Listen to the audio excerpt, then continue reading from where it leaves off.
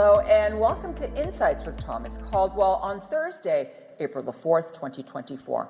Tom, there was an open letter in the Globe and Mail signed by many Canadian business leaders and politicians, and it was about the need for more civility in our Canadian political debates.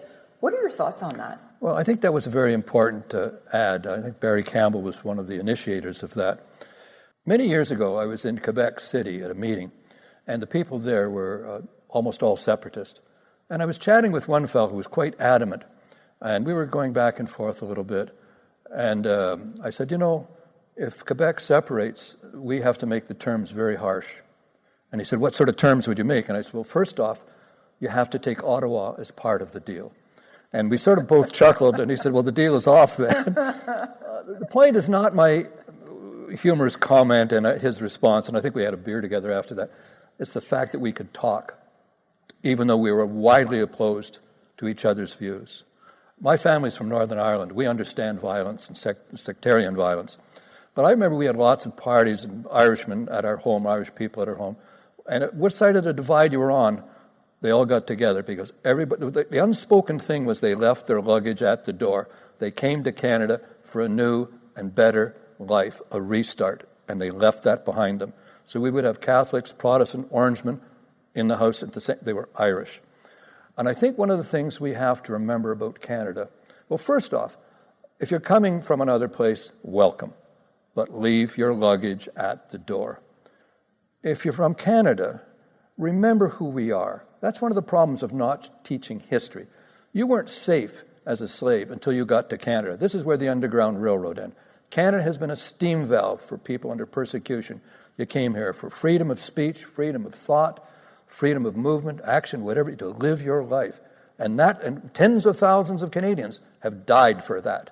That's what Canada is, and we should be teaching more of that in school.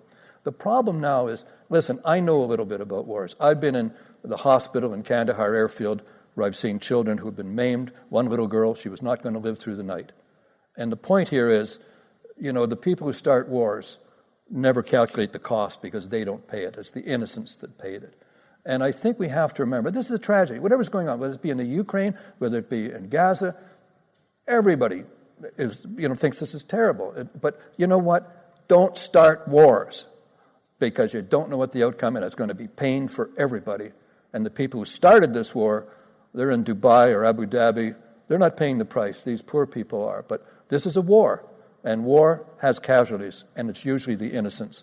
Don't start wars. But I think in Canada we have to remember who we are. This is a land of freedom of thought, freedom of speech, freedom of ideas. And we tend to forget this a little bit because there is sometimes division sowed. But we have to have civility and debate. If you're not talking, with people properly or so that you're not going to exchange ideas, you're not going to improve understanding. And threatening people in this country, this is not what Canada is about. And we have to stop that. And it's just unacceptable. And if you're really upset about these things, go back to those countries and see if you can help out in some way. But don't threaten Canadians of whatever faith, religion. And we're seeing it a lot. Close to 100 churches have been burned in Western Canada because of a scam. And, that's not acceptable. That's not published at all. So we are becoming a little bit tyrannical in our behavior toward one another. That's got to stop. Okay, so let's move along. The markets and the economy, and they seem to reflect a certain optimism right now. So what do we have to worry about? Well, we have to worry about nothing because no one's getting out of this alive anyway, so get some perspective about it all. The economy is doing well. The numbers are doing reasonably well. The markets are doing well.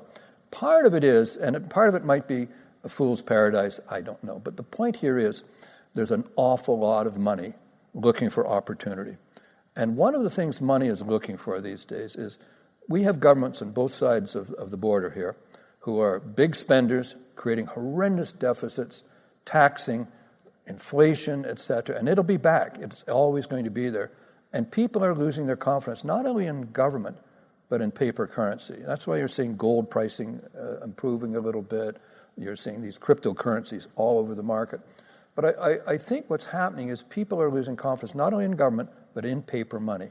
So they're looking for alternatives. The only way you can protect against inflation, which is a permanent fact of life, the only way you can protect is by owning stuff, whether it be land, some permanent asset, and shares of good companies.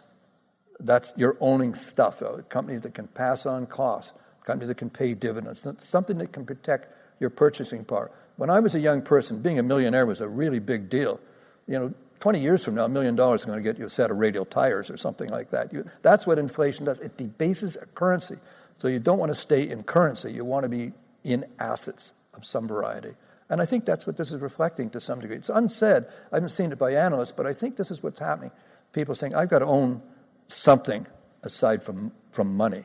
Cash is all right, fine for transactional stuff, but as a long-term asset, it's a debilitating asset. Thank you so much for your insights, Tom. You're very welcome. And thank you all for watching. Bye for now.